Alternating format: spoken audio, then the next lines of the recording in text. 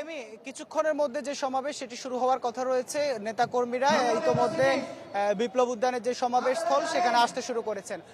এখানে তাদের মাঝে যদি বলি আসলে বাড়তি আমেজ কাজ করছে, কারণ দলীয় সব শীর্ষ নেতৃবৃন্দ একসাথে আসছেন এবং সারা দেশে পদযাত্রার অংশ হিসেবে আজকে চট্টগ্রামের মানুষের কাছে তারা বলে যাবেন সে বিষয়ে। সেই জন্য মূলত তাদের মাঝে বেশি বাড়তি আগ্রহ কাজ করছে।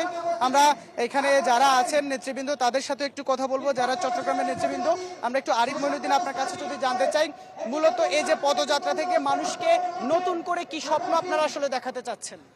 আচ্ছা, ধন্যবাদ। এনসিপির যে রাজনীতি, তাদের যে আইডিওলজি সেটা মানুষের কাছে পৌঁছে দেওয়ার জন্য তারা জনগণের কাছে আসছেন এবং বীর চট্টগ্রামের মানুষজন খুবই আগ্রহের সাথে অপেক্ষা করছে এবং যে দাবিগুলো শুরুতেই করে আসছে, আমরা যে জুলাই ঘোষণাপত্র চাই, আমরা জুলাইয়ের একটা সনদ চাই এবং রাষ্ট্রের একটা গণতান্ত্রিক সংস্কার চাই এবং সেই সংস্কারের দাবিতে জনসম্মতি অর্জন এবং জনগণের কাছে পৌঁছানোর জন্য সেই লক্ষ্যে আসছে। এবং পার্টির যে আগামী দিনের রাজনীতি, তারা ভবিষ্যৎ 50 বছরের জন্য বাংলাদেশ রাষ্ট্রের জন্য কি রূপ প্রকল্প নিয়ে আসবে, কি এজেন্ডা নিয়ে আসবে, সেটাই জনগণের সামনে মুক্ত করবেন এবং সেটা দেখার অপেক্ষায় জনগণ আছে।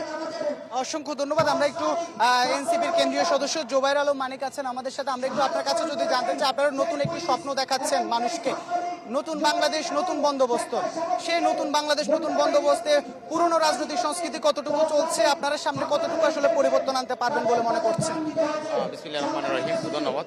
আমরা এখানে যে আমাদের জুলাই পদযাত্রা চলতেছে, আজকে 20তম দিন। আমাদের এখানে চট্টগ্রামে যে ঐতিহাসিক, আপনারা জেনে থাকবেন, আমরা চট্টগ্রামে যখন আন্দোলন শুরু করে এই 2 নম্বর গেট থেকে প্রথমে শুরু করে ঐতিহাসিক স্থান হিসেবেই আমরা এখানে আন্দোলন আজকে কর্মসূচি করতেছি। আমরা একটা বার্তা দিতে চাই যে আমাদের যে জুলাই সনদ এবং জুলাইয়ের ঘোষণাপত্র, কাঙ্ক্ষিত এই জুলাই সনদ জুলাই ঘোষণাপত্র আমরা এখনো দেখি নাই।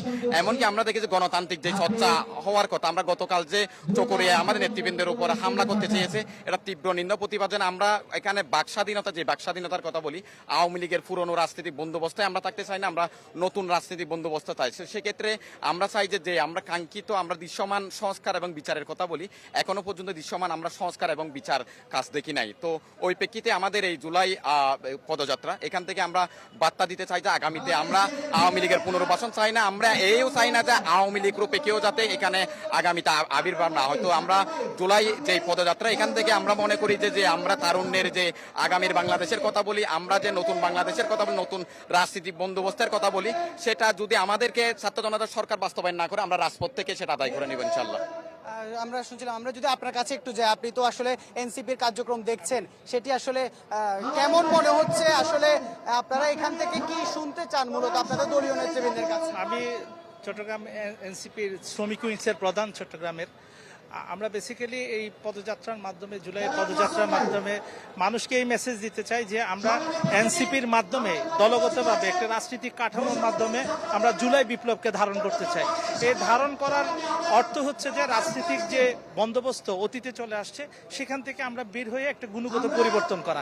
এই গুণগত পরিবর্তনটা হবে শুধুমাত্র মহানগরী কেন্দ্রিক না, রাজধানী কেন্দ্রিক না। এই গুণগত পরিবর্তন হবে গ্রাম, মফস্বল, আপামর জনসাধারণ, শ্রমজীবী মানুষ এবং খেটে খাওয়া মানুষের আকাঙ্ক্ষাকে আমরা পূরণ করব।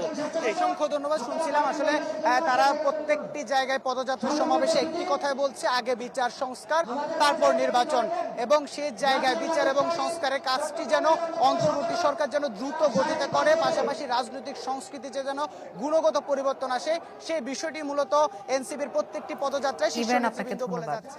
দর্শক, চট্টগ্রামে এনসিপির পদযাত্রা নিয়ে জানাচ্ছিলেন সহকর্মী ইবেন মীর।